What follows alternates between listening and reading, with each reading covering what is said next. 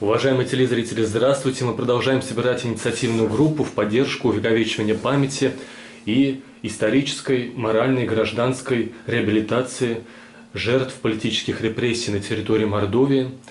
Напоминаю для тех, кто может посмотреть только одно интервью с нашим гостем, что наши пожелания городским и региональным властям – это чтобы было ежегодное поминальное мероприятие, чтобы были мемориальные доски на стенах последнего места жительства репрессированных жителей Мордовии, ушедших навсегда, чтобы было в Саранске установлен памятник жертвам политических репрессий в центре Саранска, чтобы был организован музей по этой теме, тоже в одном из исторических зданий Саранска, и чтобы был возведен мемориальный комплекс на месте массового захоронения жертв политических репрессий, уже обнаруженных, в том числе в Саранске, в лесу у Богоявленских родников. И в нашу инициативную группу вошел новый уважаемый человек Виктор Владимирович Слугин, начальник психологической службы Мордовского университета, кандидат психологических наук, член архивно-поисковой группы «Броня».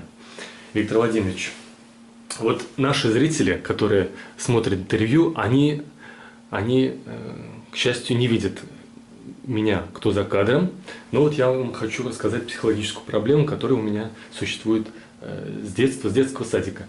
У меня такие белые шелковистые волосы, белые просто как Арктика, и черные, как ночь, усы.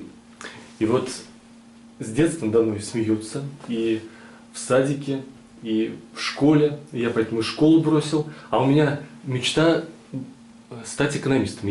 Кто спрашивает, я говорю, не стесняюсь, но стать экономистом, для этого нужно школу закончить, университет, но я это все, как сказать, отметаю, потому что бесполезно, потому что меня все равно все засмеют, ничего не получится, и зачем мне тратить столько лет на то, чтобы стать экономистом, если заранее известно, что меня везде засмеют, и в том числе и в университете, и на работу не примут. Вот вы мне, как профессионал, что посоветуете? Рецептов универсальных не существует. Здесь рецептура подбирается всегда под конкретного человека. Засмеют почему? Потому что такое сочетание вот и черные, как подземелье, усы, и белые, как снег, волосы, и хохочут, и презирают, притесняют. Вот. И вы считаете, что с этим совершенно ничего нельзя сделать? Вы хотите, чтобы я за вас принял ваше решение. Скажите вы мне, что в ваших силах предпринять, а я вам скажу, оно пройдет у вас или нет. Вы хотите, чтобы я за вас думал, а давайте вы будете думать и мне говорить, что вы собираетесь делать, а я попытаюсь вам помочь. У вас получится или нет? Думаю, ничего невозможно сделать, потому что всегда, сколько я помню, в садике и в школе смеются, презирают против меня и объединяются, не общаются. А вы что-нибудь с этим делали? Да, бесполезно все. Все бесполезно. То есть вы считаете, что все, что бы вы ни делали в этой жизни, то есть вы в какой-то момент времени пришли к выводу, что вам ничто не поможет. А вы хоть что-то пытались сделать? Ну, что-то так по мелочи пытался, но встречал вот это презрение, вот это поток оскорблений. То есть вас окружают агрессивные люди, не настроенные по отношению к вам негативно, и здесь все бесполезно, все бессмысленно, нечего даже и пытаться. Вот именно так, Виктор Владимирович, но вы все равно, как человек добрый, вы со мной очень по-доброму. У меня есть друг лучший, мы вот с ним эту тему тоже иногда, когда затрагиваем, он мне говорит, что на самом деле, вот он так прям резко меня обижает, говорит, что ты притворяешься, что ты хочешь стать экономистом, потому что ты сам себя обманываешь и окружающих обманываешь. Потому что если бы действительно ты хотел стать экономистом, ты бы, если бы у тебя такая была мечта, ты бы шел напролом. Вы с ним согласны? Вот сложно сказать, но я продолжу. И он так говорит, что ты хотя бы попробуй, образование получи. Потом поступи на работу, не получится, в суд подай. И в суд не получится, подай в более высокую инстанцию. В Москве Верховный суд тебя засудит в международный суд. Ну ты пытайся, пробуй, шишки набивай. Вот так вот он меня резко меня Согласен ли я? Нет, я считаю, что невозможно ничего сделать. Есть такие люди, они приходят вот ко мне и говорят, ничего невозможно сделать. А тогда я задаю вопрос, а что, вы хотите, чтобы я вас сделал счастливым человеком? Я же за вас жизнь не проживу. Вы от меня какой помощи ждете? Чем я вам, с вашей точки зрения, могу помочь? Вот есть то, что сделал бы я. Но то, что сделаю я, это вовсе не означает, что это сделаете вы. А что бы вы сделали? Я? Ну, я, во-первых, честно себе задал бы вопрос. То же самое. Я очень хочу стать экономистом. Да, хочу. Если я очень хочу, то я это делаю. А если я это не делаю, значит... Вот есть две мотивации. Мотивация достижения успеха и мотивация избегания неудач. Вот ко мне приходит человек, говорит, как он говорит, я вот очень хочу познакомиться с девушкой, но я вот очень стесняюсь, боюсь, что у меня будет неуспех. И вот я ему говорю, вот послушай себя и честно услышь себя. Для тебя сейчас комфортнее избегать неуспеха, то есть ты претерпелся, и тебе лучше вот так вот сидеть, то есть твое желание познакомиться с девушкой уступает твоему желанию избежать неудачу. Вот когда твое желание познакомиться с девушкой станет сильнее, ты скажешь, а будь что будет, я пойду. То есть пока из двух желаний стать экономистом и избежать вот этих насмешек, сильнее желание избегать насмешек. Вот и все. Вот это надо в себе осознать. Вот вы тоже встали на сторону моего... Нет, я встал на сторону... Я пытаюсь вам объяснить вашу позицию. То есть, если есть желание, я это делаю. Вы можете себе представить, например, что вы хотите кушать, но вы голодны, но вы не будете кушать, потому что вы боитесь подавиться. Если вы нормальный, адекватный человек, вы выберете кушать и не будете думать о том, что вы там подавитесь или отравитесь. А если у вас какое-то отклонение, возможное там в психике было бы, да, то скажете, нет, я кушать не буду, я лучше буду голодать, не дай бог. И вот, ну, лишь бы мне не подавиться. То есть, если есть цель, я готов брать риски. Две мотивации есть. Какие-то риски? Достижение успеха и избегание неудач. И вот каждый человек должен для себя понять, что, чем он руководствуется в этой жизни. Очень многие, вот и я, например, в том числе, долгие годы жил и живу, у меня мотивация избегания неудач. Я лучше не возьмусь ни за какие авантюры, риски, но я буду стабильно в том, жить, в чем я живу. Но тогда я должен понимать, что никаких особых перспектив у меня не будет и достижений не будет. Потому что элементарно, ну вот как, что ты начинаешь делать? Ты должен что-то предпринять и попробовать, пройти через страх, через волнение, через возможность неуспеха и через готовность этот неуспех пережить. Если ты к этому не готов, значит пока ни о чем дальше разговаривать дальше не надо. Теперь надо будет разбираться, почему боишься, почему не хочешь. Вот, да, любой человек. Поэтому здесь вот так. Михаил Владимирович, все по полочкам раскладываете, но я продолжу. По поводу своего вот этого лучшего друга, конечно. Мы с ним друг друга не жалеем, говорим с ним вот так. И он мне, когда меня окончательно достает, когда он мне говорит, что я или притворяюсь, или сам себя обманываю, что на самом деле я хочу стать экономистом со своими белыми, как Антарктида, волосами и такими шелковистыми черными усами, я ему говорю, что ты на самом деле точно такой же, как я. Ты мне постоянно капаешь на мозги, что тебя что-то не устраивает в жизни. Подъезд тут тебе не устраивает, что он замусоренный. Значит, на улице бордюры все поломаны, на дорогах ямы. Ты недоволен там полицией, недоволен судом, недоволен, что тебя будут судить, если ты будешь и мэр, или ты там, или какой-то высокий чиновник, суд будет вставать на их сторону, тебя это не устраивает. Потом тебя не устраивает, что ты хочешь демократии, а сам ничего для этого не делаешь. Ты хочешь, чтобы у оппозиции были, допустим, равный доступ к СМИ, к финансированию, и судебная система одинаково судила разные политические силы, но ты тоже ничего не делаешь, ни копейки не даешь, никак не помогаешь общественным организациям, никак не просвещаешь людей, чтобы больше людей финансировало те общественные организации, которые улучшают жизнь во дворах, коммунальные, следят за коммунальными службами, следят за судебной системой, за правоохранительной системой. за равным доступом, за равными избирательными правами. Вот этот друг мне постоянно, значит, он мне капает на мозги, что он недоволен. Ему, понимаешь, нужна демократия. Он хочет, чтобы тут, понимаешь, постоянно была сменяемость власти, постоянно была человек, каждый гражданин, любой прям даже бомж или нищий человек не боялся критиковать там, президента, главу республики, партии. Но сам, говорю, ничего не делаешь, ты точно такой же, как я. Вот вы... И он тоже начинает говорить, что начинает оправдываться, что нет у нас такого общества, что ничего невозможно сделать, что просто это наш народ такая традиция, что и ничего невозможно сделать. А я им говорю, нет, есть десятки тысяч людей, которых можно считать гражданами, которые активно участвуют в общественной жизни и финансируют, свои деньги жертвуют, свое время. Извините, что так долго говорю, но настолько у нас с ним такие дебаты сильные, и это меня допекло уже. Потом он говорит, что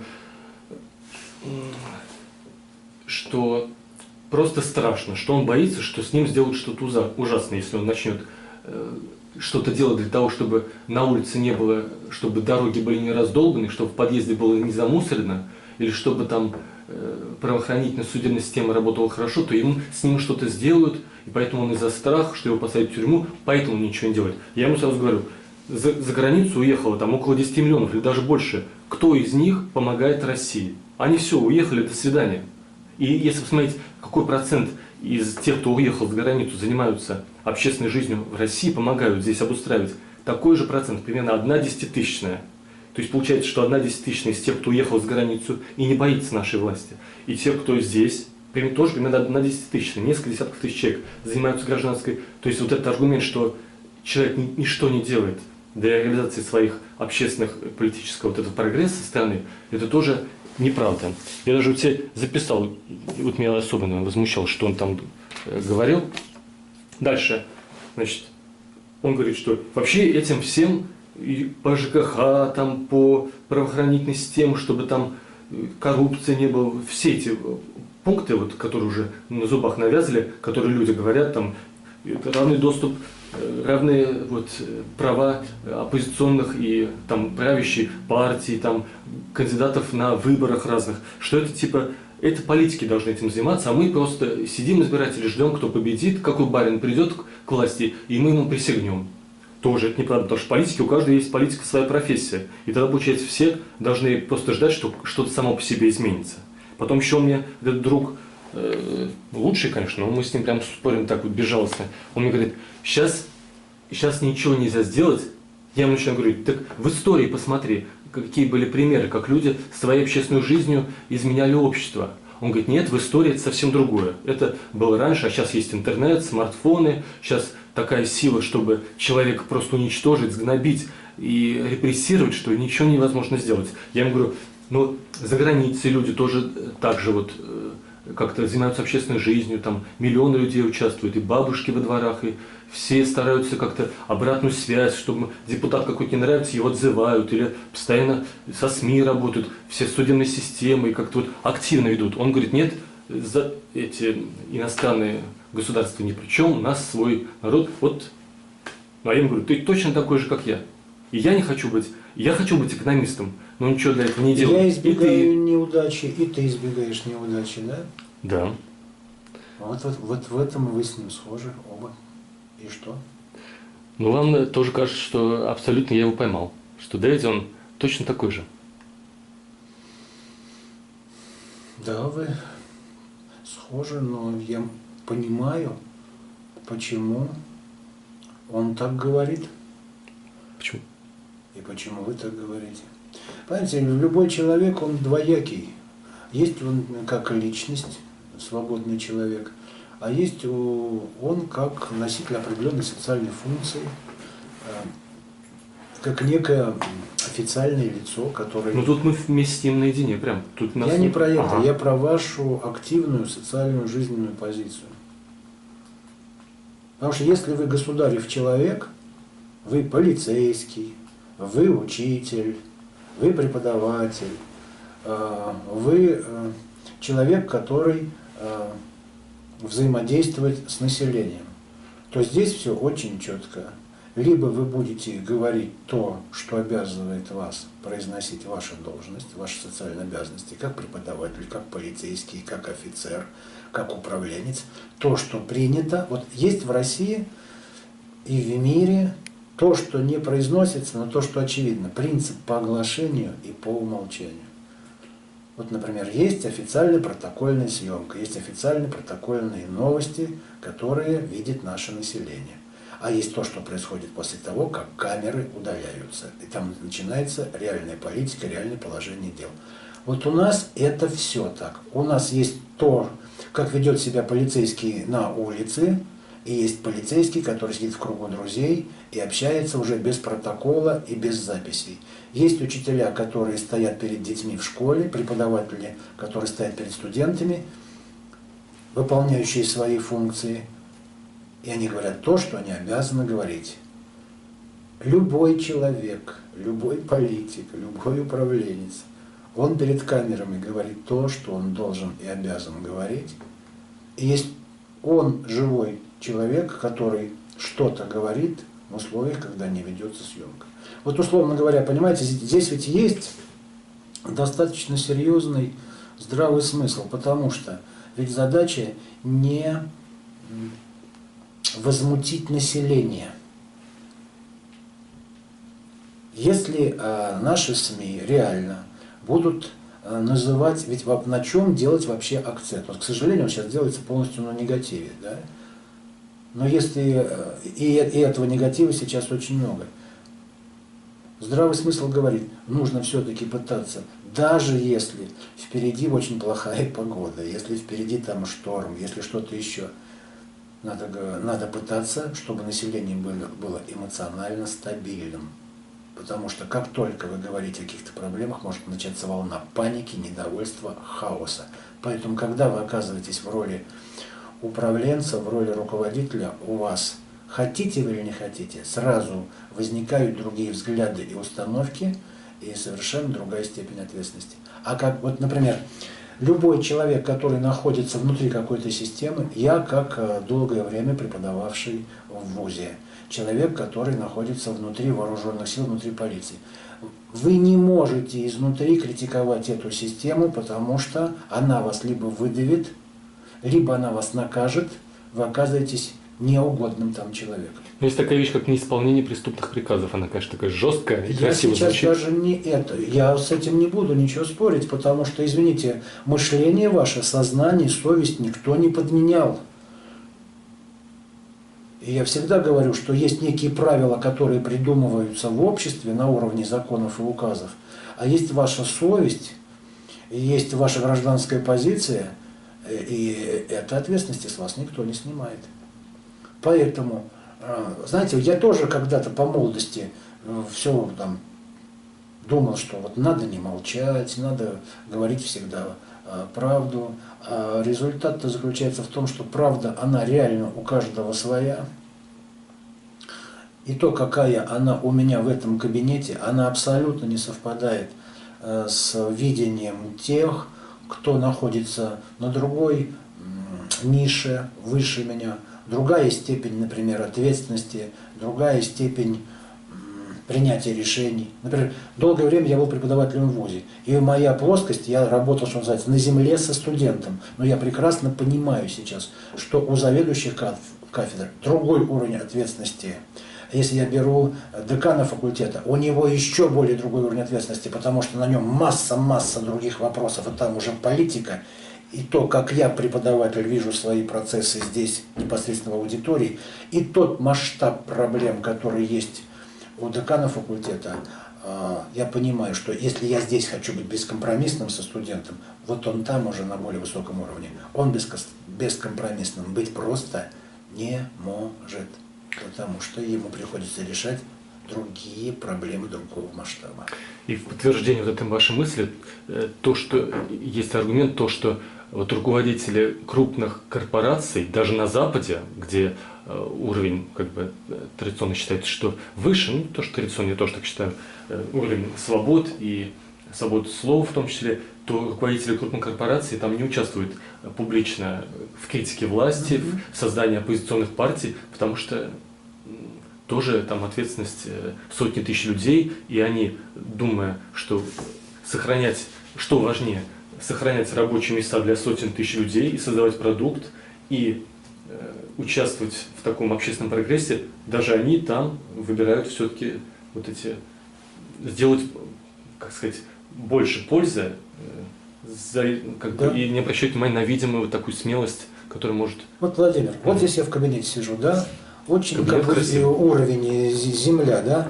И вот человек иногда претендует на то, чтобы я сказал ему некую истину, правду о нем. А у меня в сферу моих профессиональных обязанностей входит не навредить человеку, я не должен его разрушить. И поэтому я всегда развожу, сказать человеку неправду или не сказать ему правду. Если он к ней не готов, сказать неправду – это одно, обмануть человека, а не сказать ему правду – это значит иногда пощадить. Помните, вот я беру самый крайний вариант – расстрел в Бабий Яр, 41 год, Киев. Их повели всех и на расстрел. И вот мать держит на руках ребенка.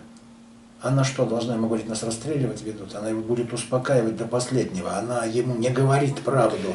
Приживу, сейчас продолжите. Бывает даже так, когда вели на расстрел, детей отталкивали, а дети все равно бежали к своим матерям, не понимая, что это. Да. Продолжите. Вот. И поэтому здесь на самом деле действительно правда у каждого своя, ну, например, белая или красная. Ну, вопрос, какая ваша биография, какая ваша история? Если я имею память и опыт своего рода крестьянского, а другой человек, вот мы здесь общались, например, несколько лет назад с человеком, да, у него все предки до революции, конезаводчики, люди там, да, дворяне, а у меня все крестьяне. Да нам сейчас эту политическую тему, если поднимать, у него своя правда, и я его понимаю, если я смотреть буду на правду его глазами, а у меня есть моя крестьянская правда. Да? И здесь возникает вопрос, кто из нас прав? Даже, ну не то, что даже, вот в Америке, допустим, там в разных штатах разная история гражданской войны. Верно. Там, где были одни, там до сих пор они продают, что эти были правы. Да. То есть Абсолютно. это такой баланс, что правды так они не нашли, и в этом и признается общественное согласие, что правды и не стоит искать такой как бы общий, не правда, вернее, а общей позиции. Когда вы мне сейчас говорили про своего друга про да. вашу дискуссию, я вот слушал вас. Вот самые, вот вы говорите, у нас с ним очень горячие споры. Не жалеем, вы другое слово там употребили. У меня-то Не помню, любимое слово дискуссия, а вот дебаты. Я очень не люблю это слово дебаты. Почему? Потому что в дебатах очень часто выигрывает тот, кто более харизматичен, у кого лучше подвешен язык, у которого более весомая фактологическая база, но он это вовсе... когда голосование. Это вовсе... А спорщик так и не признают, что... Ну попробуйте выиграть у Жириновского, ну попробуйте. А я это считаю, он как невозможно. оратор лучший. Хоть я с ним не согласен по принципу, но по форме он лучше. Попробуйте у него выиграть. Его невозможно. А когда он включает хамство и оскорбление... Абсолютно четко, да, но это не значит, что он прав. Согласен. И вот есть слово, которое мне очень нравится, оно называется дискуссия. Дискуссия – это когда я, Владимир, слышу вас, да, и прошу вас услышать меня. И тогда я в нашем диалоге, я отказываюсь от обвинения и претензий к вам, и прошу вас отказаться от претензий и обвинений меня. Я вам говорю, то есть дискуссия – это когда я услышал вас и слышу вас, и пытаюсь посмотреть на ситуацию вашими глазами, а вас прошу послушать меня, послушать мою аргументацию. Почему? Потому что с моей точки зрения на сегодняшний день вот это противостояние, опять, правда только одна, и как было там, допустим, в советское время, право только большевики и никакого другого нет. В споре рождается истина. Так это большая иллюзия. Ни в одном споре истина не родилась, а врагами стали. Потому что спор на психологическом уровне предполагает, что если мы с вами спорим, кто-то из нас двоих должен обязательно выиграть, а другой всегда проигравший. А должна быть позиция win-win, да, чтобы победили оба просто в общении. Обмен, я должен оба услышать вас. Даже если есть понятие уважения человеческого достоинства.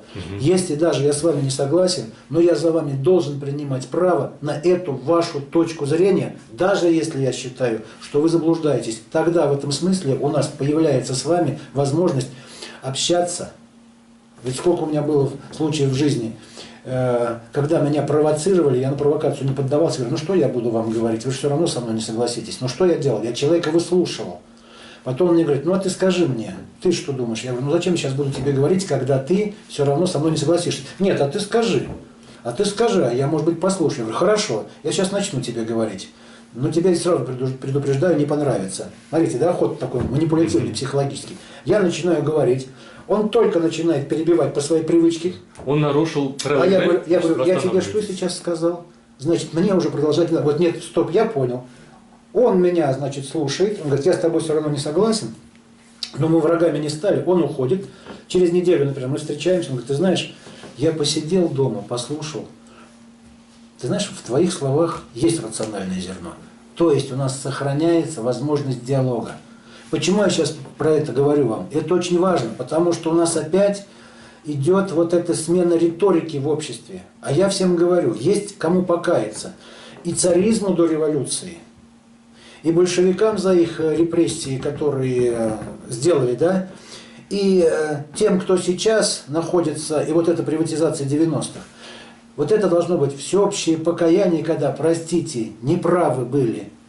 И те говорят, и мы были неправы. Давайте будем думать, как прийти к единому какому-то, да, соглашению.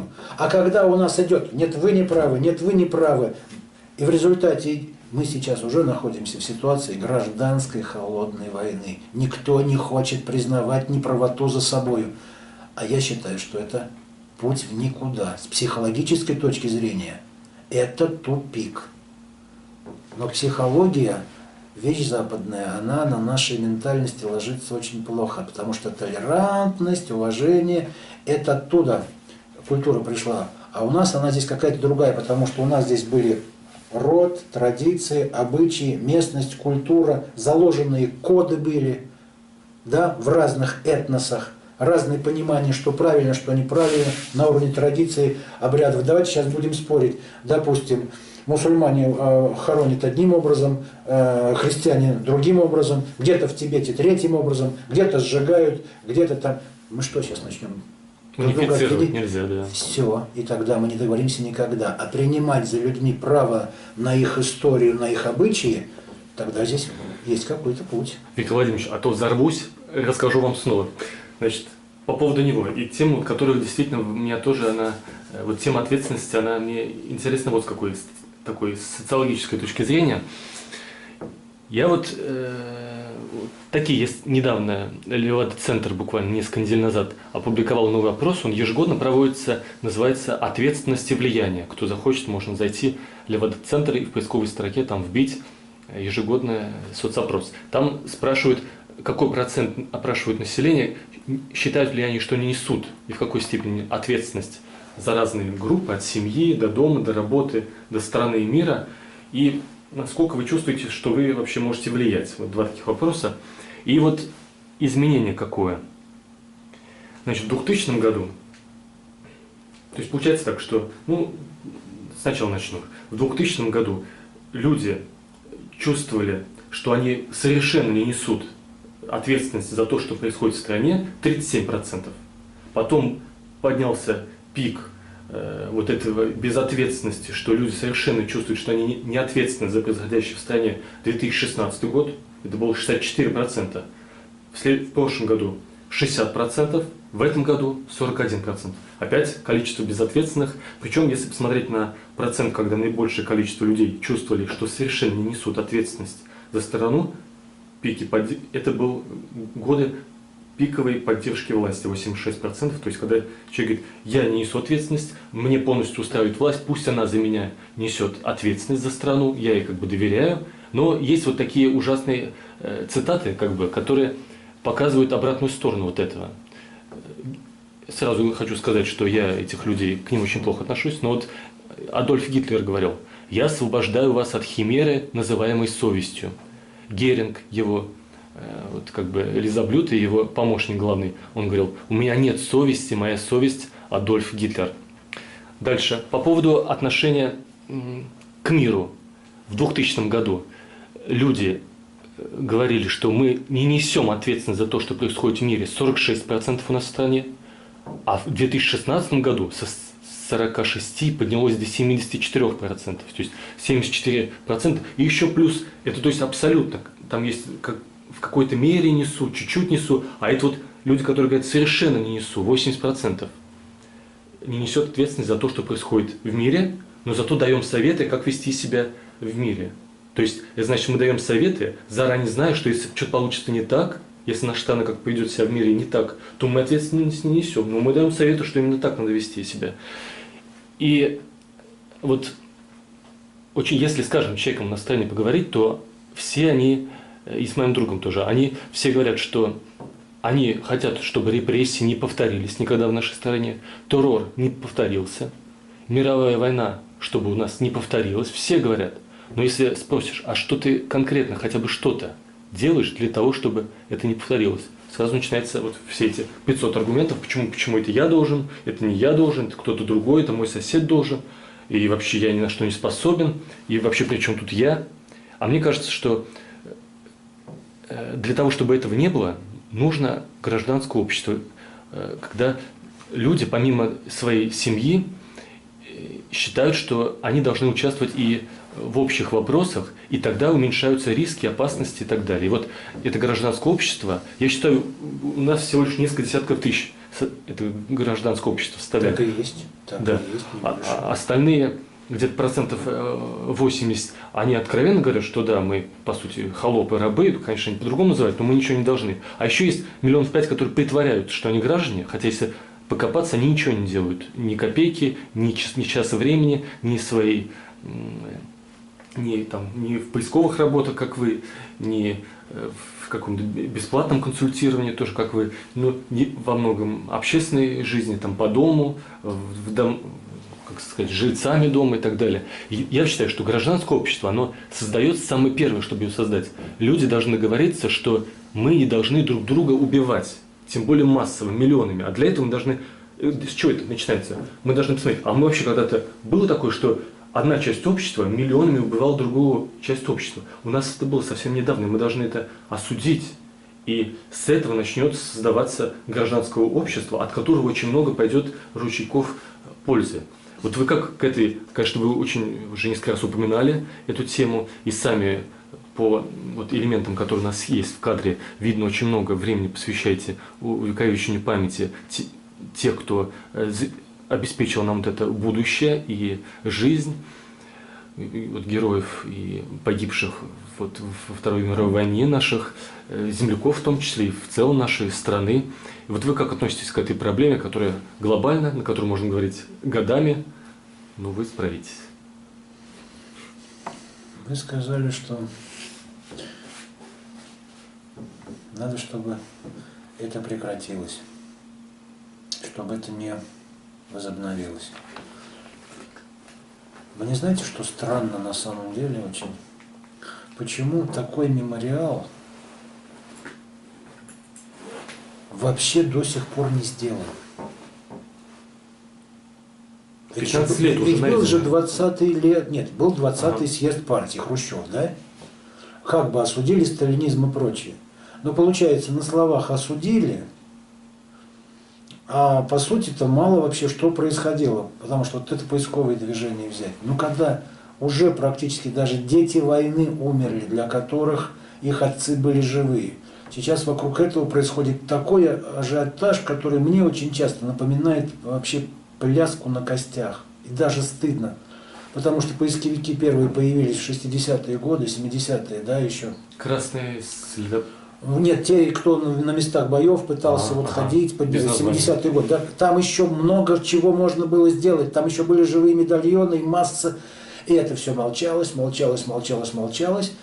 Сейчас вдруг военно-историческое общество, вот эти вахты памяти коллективные, прочее. И так обидно, когда уже практически не осталось живых, когда появилось поколение детей, для которых что Куликовская битва, что Великая Отечественная война, вдруг столько пошло всего по телевидению, вахты, когда надо было поднимать, и можно было, не сделали, да?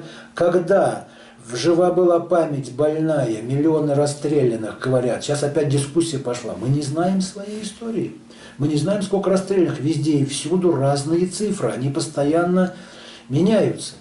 А сейчас у меня опять очень нехорошие предчувствия. Почему?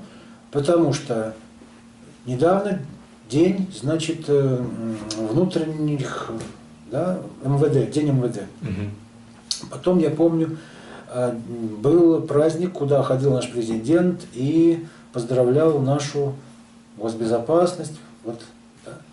С другой стороны, сейчас я смотрю, в ряде регионов начинаются такие тенденции, когда идет какое-то вообще противодействие против того, даже чтобы установить табличку, что на этом месте когда-то там расстреляли и прочее. То есть начинается какая-то тенденция, когда я не понимаю, что происходит. Потому что если организация была и занималась расстрелом без суда и следствия, ведь же есть люди, дети, родители которых говорят, да, расстреляли, там, судебная тройка, никаких дебатов, никакой дискуссии, ничего. Человека бесправного взяли, 15 минут формальный допрос, расстреляли. Мне сейчас говорят, нет, такого не было. Я понимаю, что было все. Были реабилитированные, какая-то часть, но были и те, кого действительно расстреляли и закопали. И это какое-то мракобесие, потому что в государстве, которое считает себя или считало себя державой мировой, поступать вот так вот бесчеловечно, я даже не знаю, как это вам назвать, потому что это какая-то дикость, история. Это не цивилизованный совершенно путь, да? Вы со мной не согласны, но я от вас приду и расстреляю, и все.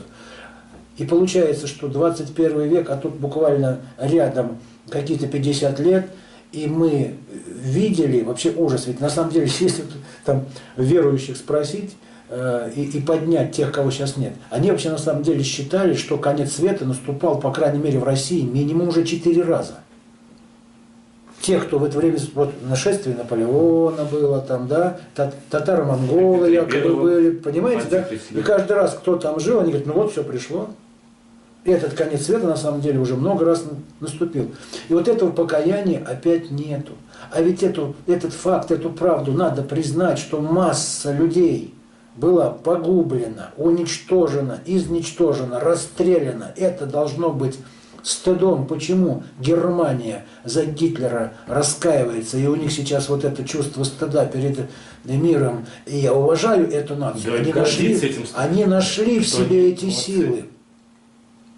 Осудили. Масштаб личности говорит о том, если он может стыдиться. Совершенно верно. Это наличие у человека совести.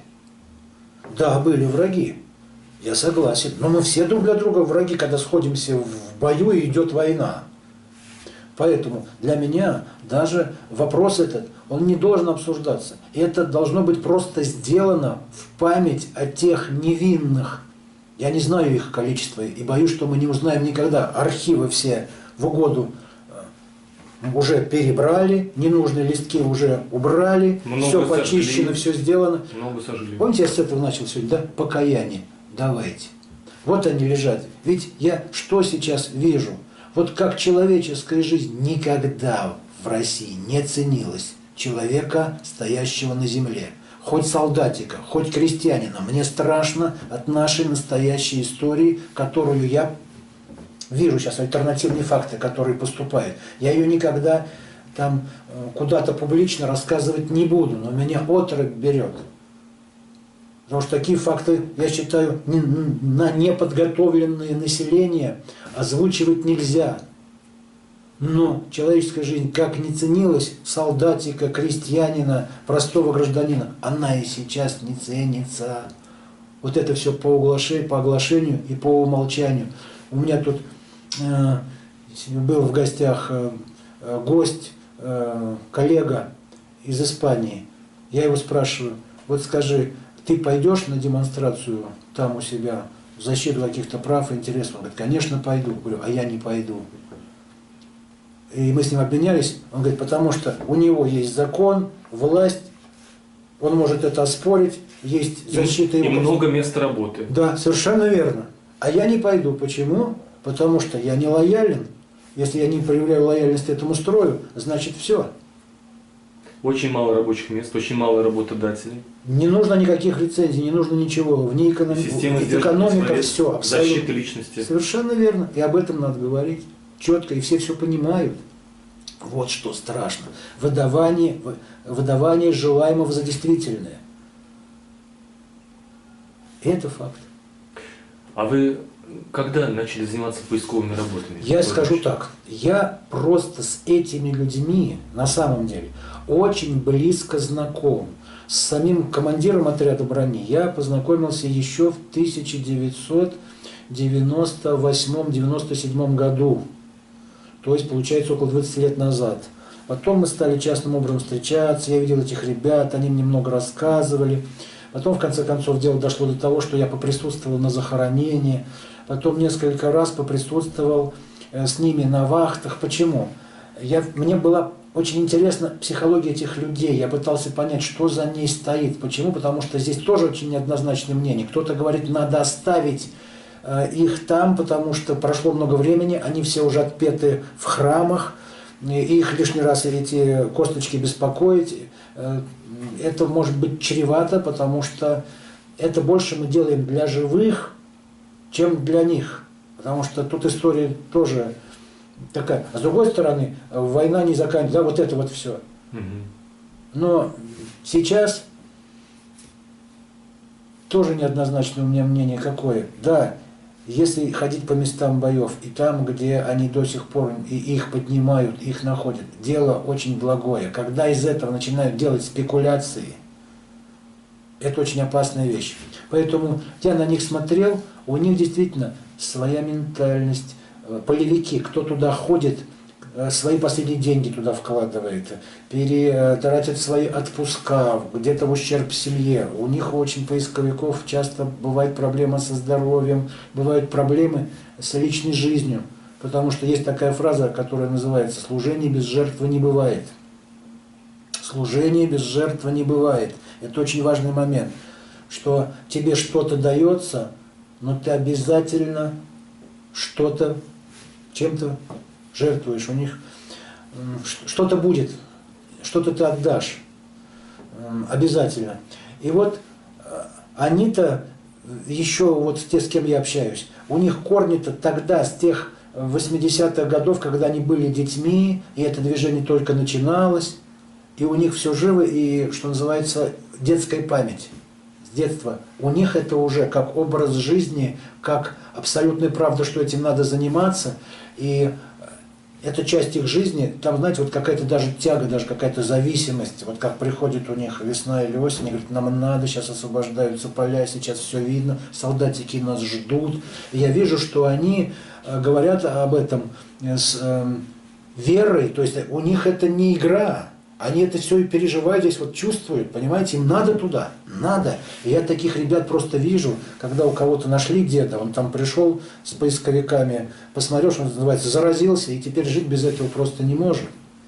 И там действительно все по-честному. Почему? Потому что поднимается реальная история, и поисковики очень часто реально очень глубоко копают военную историю, события, факты, которые очень часто идут вразрез с официальными общепризнанными фактами, а они знают подноготную, а она не всегда удобная для официальной истории. И здесь очень сложные отношения между официальной историей, да, и между тем, что в итоге узнают поисковики на уровне изучения каких-то альтернативных документов, фактов, писем, воспоминаний. Вот.